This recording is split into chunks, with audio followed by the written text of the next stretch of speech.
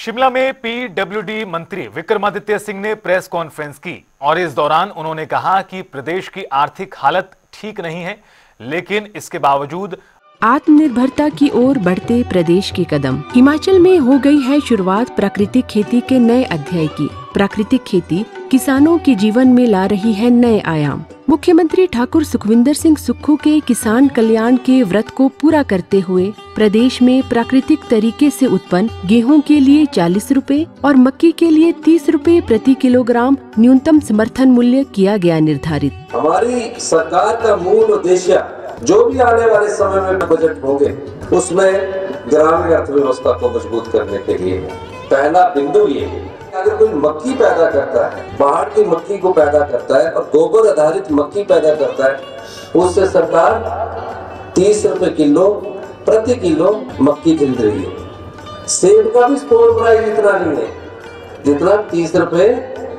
Kilo मक्की के हिसाब से हम खरीद रहे हैं। आज हिमाचल प्रदेश में मक्की की खरीद की जा रही है। अगले वर्ष से हम 40 रुपए के हिसाब से जो आपने बजट में घोषणा की है गेहूं भी खरीद।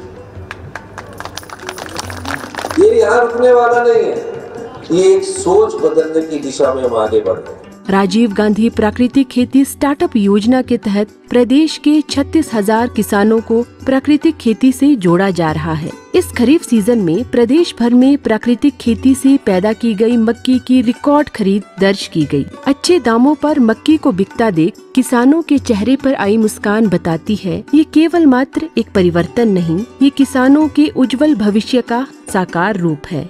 मैंने अपने खेतों में मक्की लगाई, इसकी अच्छी पैदावार हुई और मैंने पहली बार जो है हमारे लिए सरकार ने सेल सेंटर खोला हुआ है जिसमें हमारी मक्की सरकार के समर्थन मूल्य के हिसाब से 30 रुपए किलो के हिसाब से बिक रही है। मैंने इसमें 3 क्विंटल मक्की अपनी दी, उसका उचित मूल्य हमें मिला, जिसके लिए मैं माननीय मुख्यमंत्री श्री सुखविंदर सिंह सुक्खू जी का तहे दिल से आभार और व्यक्त करता हूं और उन्हें साधुवाद देता हूं। हमारी जो मक्की है वो 30 रुपए किलो 3,000 रुपये क्विंटल के हिसाब से हिमाचल सरकार ने खरीदी है और इसके लिए मैं सरकार का भी धन्यवाद करता हूं। और हिमाचल एक ऐसा पहला राज्य है जहां पूरे भारत में ये प्राकृतिक खेती की खरीद शुरू की गई है और जो कि मक्की का रेट सबसे ज़्यादा लिया गया। इसके लिए हमारे माननीय मुख्यमंत्री श्री सुखविंदर सिंह सुक्खू का धन्यवाद करते हैं। माननीय मुख्यमंत्री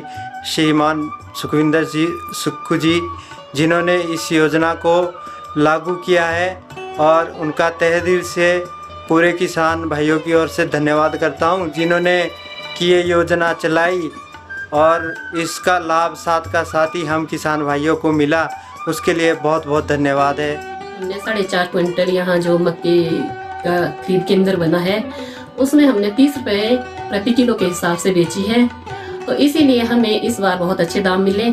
इसलिए मैं धन्यवाद करना चाहती हूँ सरकार का, माननीय मुख्यमंत्री सुखविंदर सुक्खू जी का धन्यवाद करना चाहती हूँ। पूरे देश में हिमाचल सरकार एक ऐसी सरकार है जिसने MSP की घोषणा की है और किसानों को लाभ पहुँचाया। इस बार जो है अपनी मक्की जो है वो 30 रुपए किलो बेची। मैंने अपनी मक्की 1.5 क्विंटल बेची है जिसका मेरे को 4500 रुपया मिल चुका है और मैं इसलिए सरकार का बहुत बहुत धन्यवाद करता हूं कि हमारे जैसे छोटे छोटे किसानों के लिए ये सरकार ने पहल की है।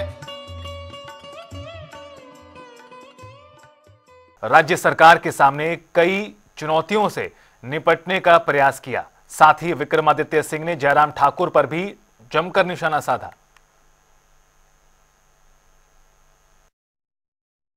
2 साल का कार्य पूर्ण हो रहा है और निश्चित तौर से इसमें बहुत सी उपलब्धियां भी है, बहुत से चैलेंजेस भी सरकार को इस 2 साल के कार्यकाल के अंदर रहे हैं।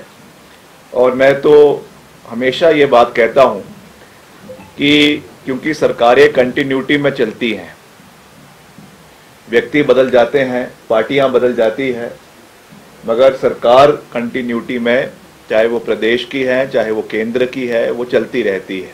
जो हमारे नेता प्रतिपक्ष है आदरणीय ठाकुर जयराम जी, उनको भी कहना चाहूँगा, आप समझते हैं, आप कहते हैं कि मैं बहुत बड़ा जो है वो अर्थशास्त्री हूँ, बहुत बड़ा इकोनॉमिस्ट हूँ।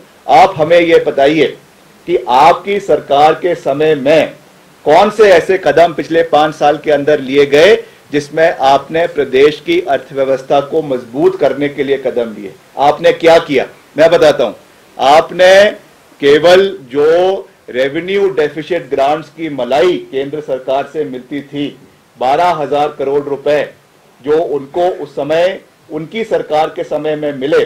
मैं पिछले कल फाइनेंस सेक्रेटरी के साथ बड़ी लंबी चर्चा कर रहा था प्रदेश की वित्तीय परिस्थिति के ऊपर, और उन्होंने मुझे, और वैसे भी मुझे इसके बारे में जानकारी है कि जो ये रेवेन्यू डेफिसिट ग्रांट्स जो हमारे 15वें वित्त आयोग की रिकमेंडेशन की वजह से 9,000 करोड़, पहले 12,000 करोड़ था, 12,000 करोड़ से 9,000 करोड़, और 9,000 करोड़ से अगले वित्तीय वर्ष यानी 25-26 में ये रेवेन्यू डेफिसिट ग्रांट आपका मात्र 3,000 करोड़ रुपए रह गया।